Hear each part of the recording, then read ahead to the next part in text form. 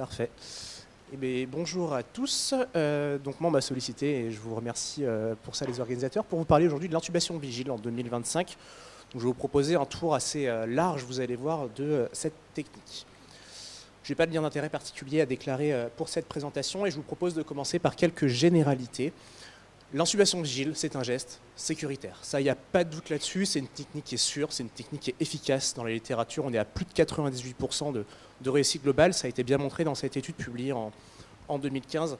150 000 quasiment intubations, 1500 intubations vigiles, et vous voyez, 2% d'échecs. Pareil, dans une revue un peu plus récente de la littérature, on arrive à 0,7% d'échecs de la fibrovigile. Donc c'est une technique qui est extrêmement sécuritaire. Et c'est dans ce sens, vous allez voir, que peut-être les recommandations anglo-saxonnes, américaines, appuient un petit peu en faveur de cette gestion des voies aériennes. Néanmoins, ce n'est pas une technique anodine. Et il y a quelques données dans la littérature qui laissent suggérer ça. Comme en témoigne cette première étude publiée en 2011 dans le JA, où on avait étudié 55 patients intubés vigiles à Paris et 55 patients intubés sous-âgés, et ils avaient été évalués à 15 mois. Et bien, chez les patients qui avaient intubé vigile, on avait 20% de mémorisation et de reviviscence, 15% qui rapportaient de l'inconfort pendant la procédure, et 17% qui avaient une peur de l'intubation ultérieure. Et ça, c'est aussi des séquelles à long terme. Et il y a un travail de thèse qui avait été révélé sur la Pitié-Salpêtrière en 2021, où 50 patients intubés vigiles avaient bénéficié d'un suivi psychiatrique à 7 mois, et on retrouvait 22% de symptomatologie post-traumatique et 14% de PTSD avéré. Et ça, pour en avoir été témoin récemment, ça invite quand même à remettre en question un petit peu nos pratiques. Et du coup, maintenant qu'on a connaissance de ça, ça veut dire qu'il faut poser la bonne indication de l'intubation vigile à la fibroscopie. Alors, je vous propose une petite mise en situation pour illustrer ça. Vous êtes l'anesthésiste de garde, vous êtes appelé par les urgences à 4 h du matin. Pleine nuit profonde, excellent.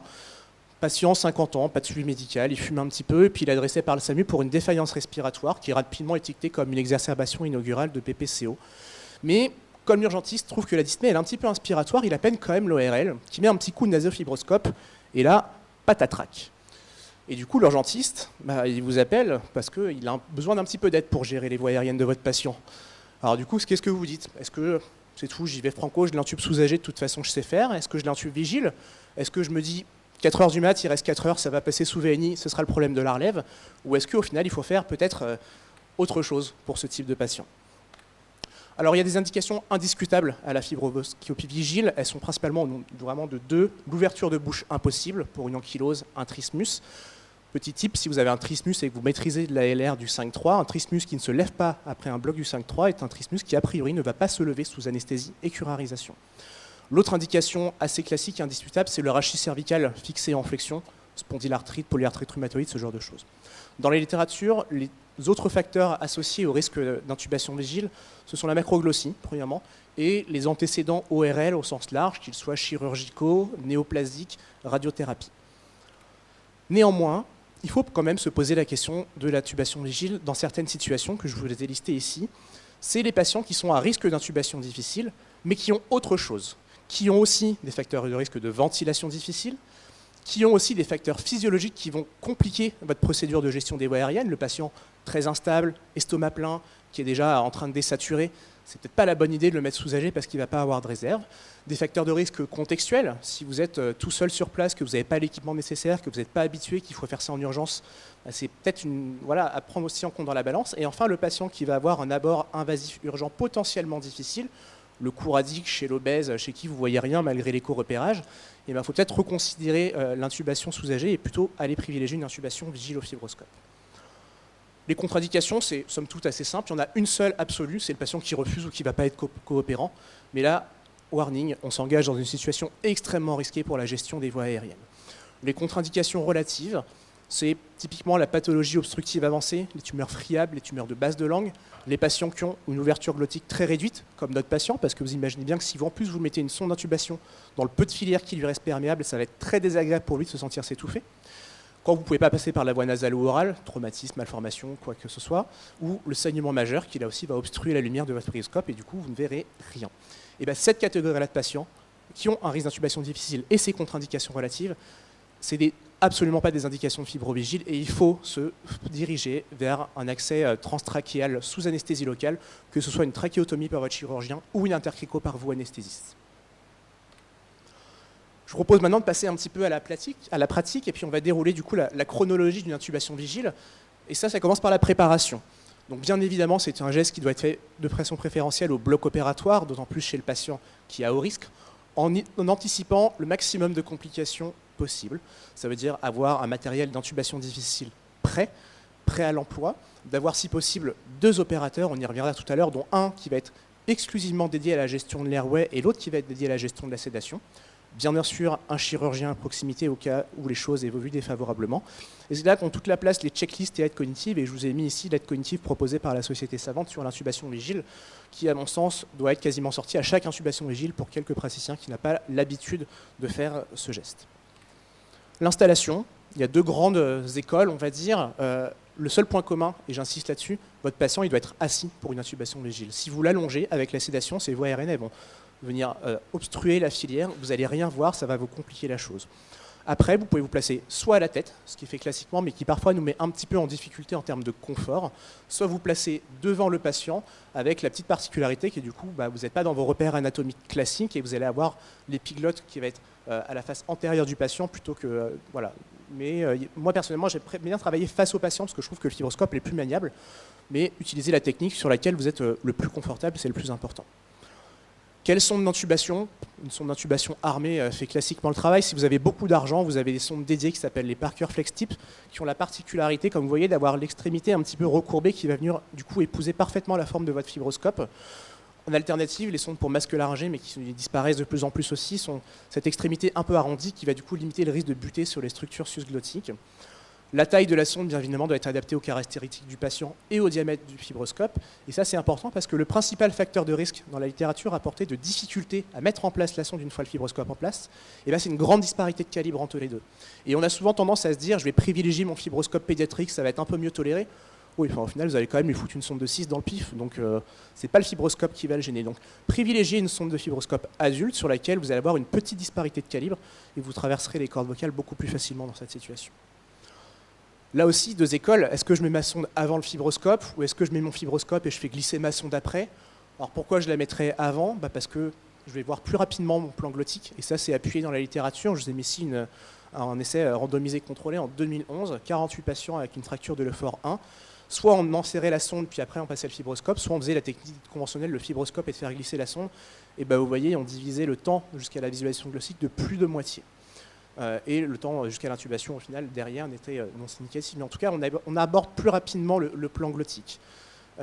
L'autre argument pour ça, c'est de limiter le risque d'échec une fois que le fibroscope est en place. Moi, ça m'est déjà arrivé une fois.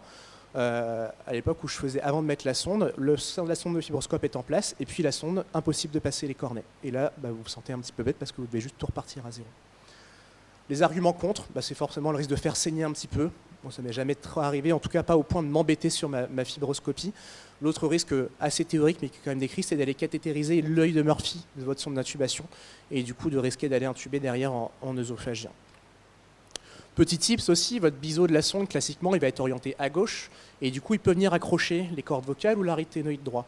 Et si vous faites une petite rotation anti-horaire de 90 degrés, ça vous permet de mettre votre biseau vers l'arrière, et ça diminue, en tout cas dans la littérature, le risque de buter sur les structures susglottiques, et de ce fait, le risque d'intubation œsophagienne. Si on parle de l'oxygénation maintenant, vous avez tout un panel de dispositifs que vous pouvez utiliser, allant des lunettes nasales, le masque facial avec, si vous êtes dans un hôpital qui a beaucoup d'argent, un orifice dédié pour la fibroscopie, ce qui va vous permettre de faire de la pression positive pendant votre gestion, les canules nasopharyngées, de l'oxygène sur le canal opérateur de votre fibroscope.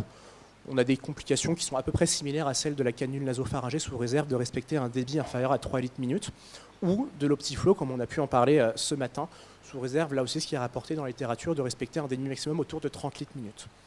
La principale complication de l'oxygénation, ça va être le risque de rupture gastrique pnéopéritoine. Alors c'est extrêmement rare, c'est moins de 0,5%, 0,1 à 0,5% des cas dans la littérature. Il y a quelques case reports avec des points communs à peu près à tous ces patients. C'est des patients souvent âgés, qui ont une obstruction de leur voie aérienne, et surtout, qui ressort à chaque fois, qui ont eu des cathétérisations accidentelles de l'œsophage.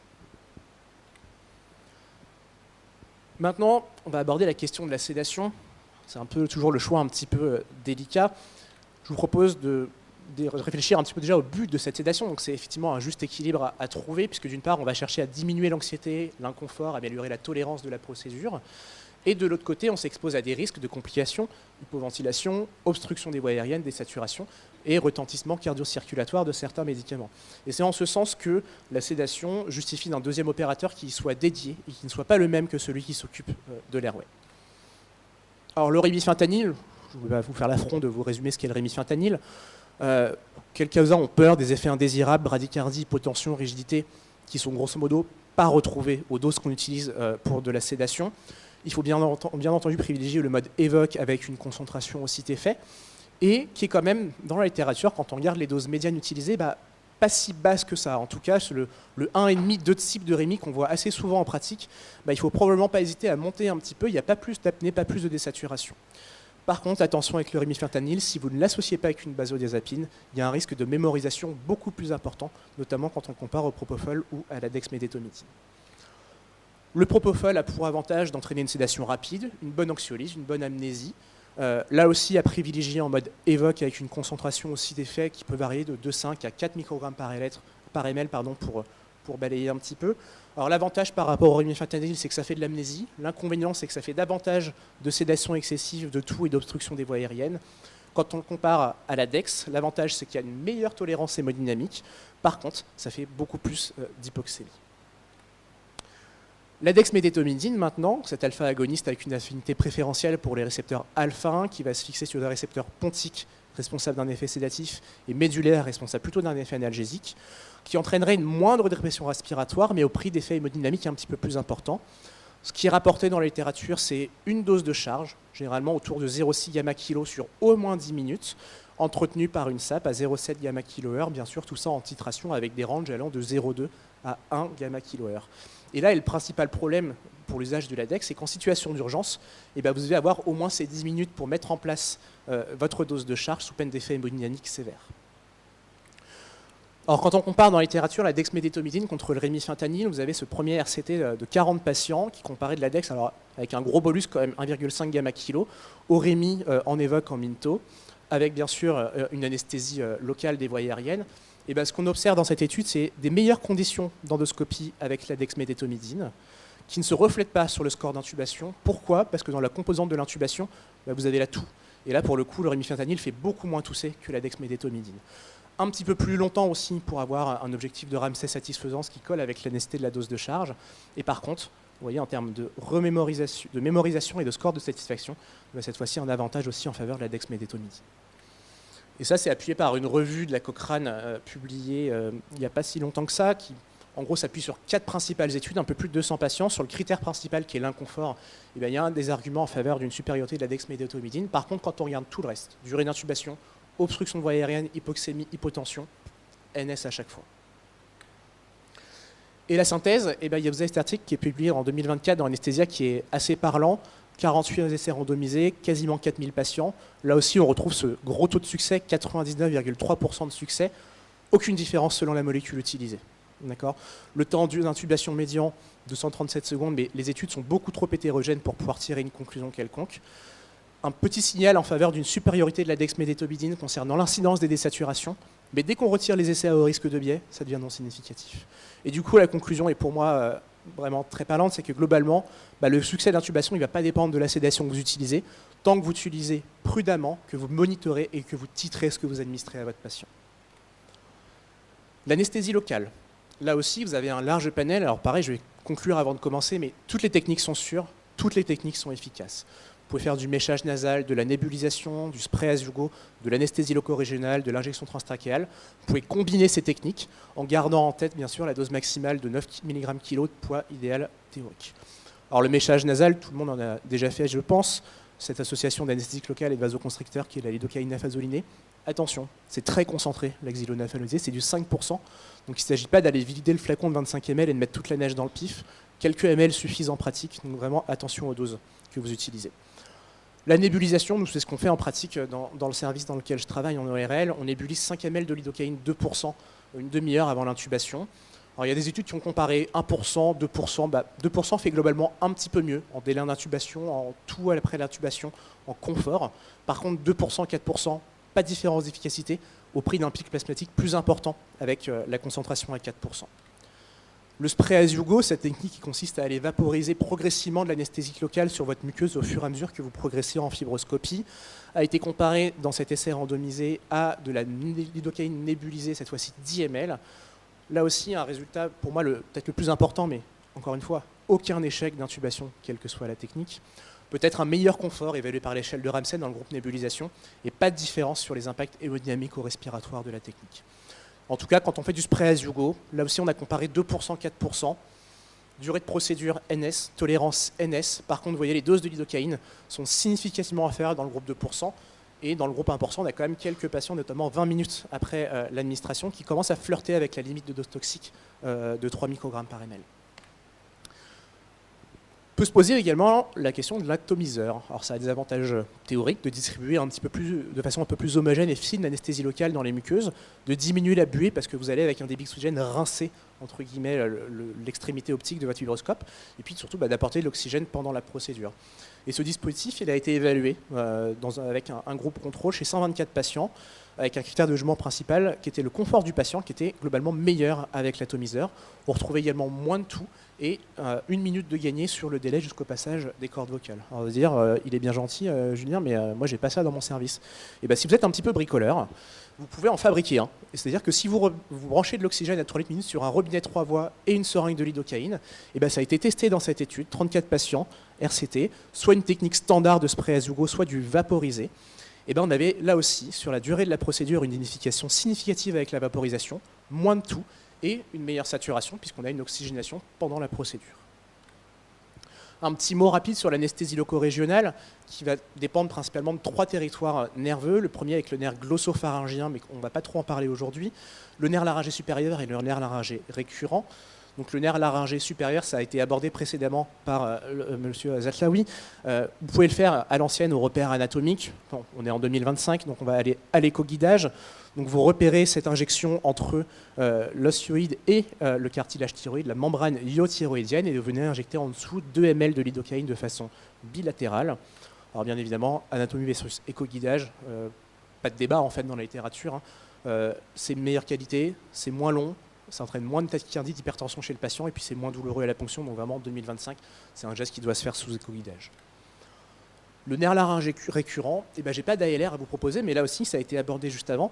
Vous pouvez faire l'injection transtrachéale pour venir faire une anesthésie de toute la sous-glotte, préférablement sous éco-repérage de la membrane cricothyroïdienne. Ça a aussi l'avantage de vous entraîner à repérer chez des patients qui, on le rappelle, sont à risque en cas d'échec d'intubation fibrovigile, de très haut risque d'intubation difficile. Donc vous profitez de ça pour faire votre petite injection transtrachéale, vous avez repéré votre membrane cricothyroïdienne, et comme ça, vous allez sereinement à la fibrovigile derrière.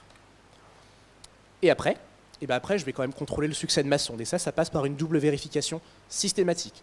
Après intubation vigile, c'est capno et visualisation de la lumière trachéale. On a quand même dans la littérature jusqu'à 2,5% d'intubation œsophagienne en intubation vigile au fibroscope. Et attention, la capno seule, chez le patient en VS, si vous êtes en supraglottique, vous allez avoir un signal de captographie alors que votre sonde n'est pas en position. Et pourquoi ça peut migrer dans l'œsophage? C'est pas si rare. Et le problème, c'est qu'on s'en rend compte qu'une fois qu'on a retiré le fibroscope dans au moins 10% des cas. Et en fait, vous allez voir, initialement, comme on revient à ce que tout à l'heure, ce que je disais sur le biseau de la sonde qui va venir buter sur les structures susglottiques, et votre sonde va en fait prendre la mauvaise trajectoire, embarquer le fibroscope avec elle, et votre fibroscope il va rester dans la trachée. Donc vous allez quand même voir des anotrachéaux, vous allez vous dire c'est bon, je suis en place, et quand vous allez retirer le fibroscope, manque de bol, votre sonde, elle est dans l'œsophage. D'où aussi l'intérêt de n'endormir le patient qu'une fois que vous êtes sûr et certain que la sonde est au bon endroit. Cette technique de pousser les seringues dès lors que le fibroscope est en place, si jamais par manque de bol vous finissez par intuber l'œsophage, vous mettez quand même en grande difficulté. C'est bien évidemment une extubation qui a haut risque de complications. Donc ça veut dire qu'avant d'envisager l'extubation chez ces patients, si c'est possible, vous faites une laryngoscopie, vous faites potentiellement un test de fuite dans certaines situations, les cellules cervico-faciales, les œdèmes glottiques, ce genre de choses. Et surtout, vous prévoyez un plan de réintubation si jamais ça se passe mal.